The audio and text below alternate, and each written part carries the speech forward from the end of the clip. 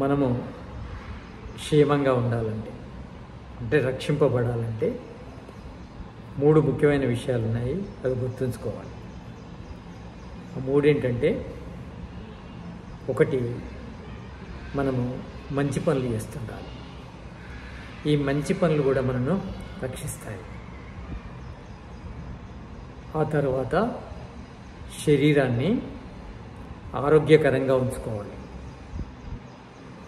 తర్వాత 3వది జాగ్రత్తగా ఉండాలి. అంటే మంచి పనులు చేయడము, శరీరాన్ని ఆరోగ్యంగా ఉంచుకోవడము, జాగ్రత్తగా ఉండడం అనేది మన జీవితాన్ని రక్షిస్తుంది. ఇందులో ఏది లోపించినా మనకు రక్షణ ఉండదు. అంటే మంచి పనులు మనం రక్షిస్తాయి.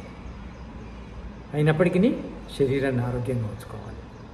తర్వాత శరీరం ఆరోగ్యంగానే ఉంది, మంచి పనులు చేస్తున్నాం, కానీ జాగ్రత్తగా కూడా ఉండాలి.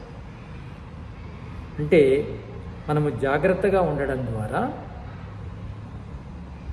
మనకు సమస్యలన్నిటివి తగ్గిపోతాయి. అంటే 3 విషయాలు అంటే 3 విషయాల లోపల మంచి పనులు అనేటివి నిరంతరం జరుగుతుంటాయి.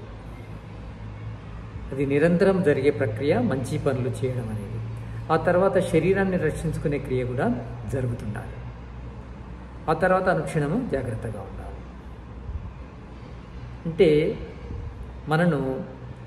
మన పుణ్యము రక్షిస్తుంది, మన శరీరము రక్షిస్తుంది, మన జాగ్రత్త రక్షిస్తుంది.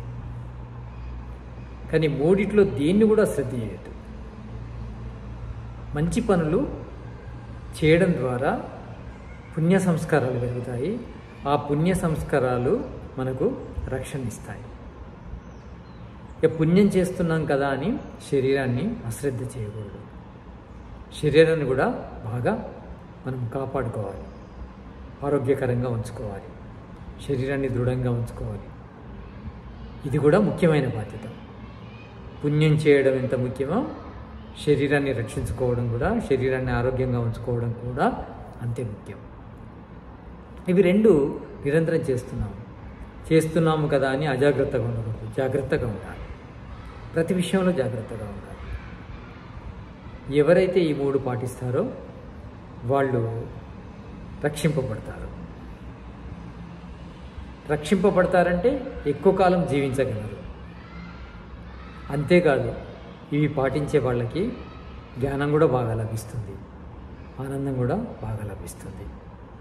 కనుక మనము పుణ్యకర్మలు చేస్తుండాలి, ఆరోగ్యాన్ని రక్షించుకుంటుండాలి, తర్వాత జాగ్రత్తగా ఉండాలి, అనుక్షణం జాగ్రత్తగా ఉండాలి. ఎప్పుడు కూడా అజాగ్రత్త అనేది మంచిది కాదు. ఎలా పుణ్యం చేసుకుంటున్నామో, శరీరాన్ని ఆరోగ్యంగానే ఉంచుకున్నామన్నంత మాత్రాన రక్షింపబడం, జాగ్రత్తగా కూడా ఉండాలి. కనుక మనము పుణ్యం చేయడము, ఆరోగ్యాన్ని రక్షించుకోవడము, తర్వాత అనుక్షణం జాగ్రత్తగా ఉండడము 3 కూడా ముఖ్యమైన నియమాలే. ఈ 3టిని మనము మర్చిపోకూడదు. దీర్ఘకాలం జీవించాలంటే, ఆరోగ్యంగా జీవించాలంటే, జ్ఞానయుక్తంగా జీవించాలంటే, ఆనందంగా జీవించాలంటే ఈ 3టిని తప్పకుండా పాటించాలి. కానీ ఈ 3 పాటించాలన్నా ఈ మెదడే కావాలి. మంచి కర్మలు చేయాలన్నా మెదడే కావాలి, శరీరాన్ని రక్షించుకోవాలన్నా మెదడే కావాలి, జాగ్రత్తగా ఉండాలన్నా మెదడే కావాలి. కనుక మెదడు బాగుంటేనే మనము మంచి పనులు చేస్తాము, ఆరోగ్యాన్ని సంరక్షించుకుంటాము, జాగ్రత్తగా ఉంటాము. కనుక మెదడే చాలా ముఖ్యమైనది. ఆ మెదడు కేవలము మానవునికి అధికంగా ఉంది. మిగతా జంతువులు మెదడు అనేది లిమిట్గా ఉంటుంది, ఫిక్స్గా ఉంటుంది, అవి మార్చుకోలేవు. కానీ మనము మన మెదడును ఎంతైనా పెంచుకోవచ్చు. ఆ పెంచుకోవడం ద్వారా ఎంతైనా మంచి కర్మలు చేయొచ్చు, ఎంతైనా శారీరక శక్తిని పొందొచ్చు. అంటే ఈ శరీరం ద్వారా ఎంతైనా శక్తిని పొందొచ్చు. అంతేకాకుండా అనుక్షణం జాగ్రత్తగా ఉండొచ్చు. అంటే ఎలాంటి ఆపదలు రాకుండా, ఎలాంటి కష్టాలు రాకుండా, ఎలాంటి నష్టం జరగకుండా జాగ్రత్తగా ఉండొచ్చు మనం. అంటే మానవుడికి మాత్రమే సాధ్యమవుతుంది. మానవుడికి ఎప్పుడు సాధ్యమవుతుంది? మానవ మేధస్సుకు జ్ఞానాన్ని పొందే సామర్థ్యం ఎక్కువ ఉంది, కానీ జ్ఞానాన్ని పొందితే ఆ సామర్థ్యము ఉపయోగపడుతుంది. ఎలా మానవులుగా పుట్టామని జ్ఞానాన్ని పొందలేమనుకోండి, మళ్ళా జంతువులతో సమానమవుతాం.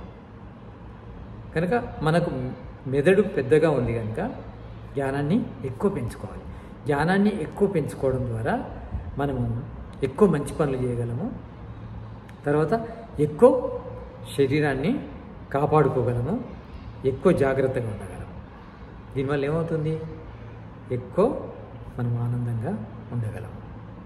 అంటే ఆనందాన్ని పెంచుకోవాలంటే మెదడును పెంచుకోవాలి. అంటే మెదడును పెంచుకొని మనం ఏం చేయాలి? మంచి కర్మలు చేయాలి, ఆరోగ్యాన్ని రక్షించుకోవాలి, జాగ్రత్తగా ఉండాలి.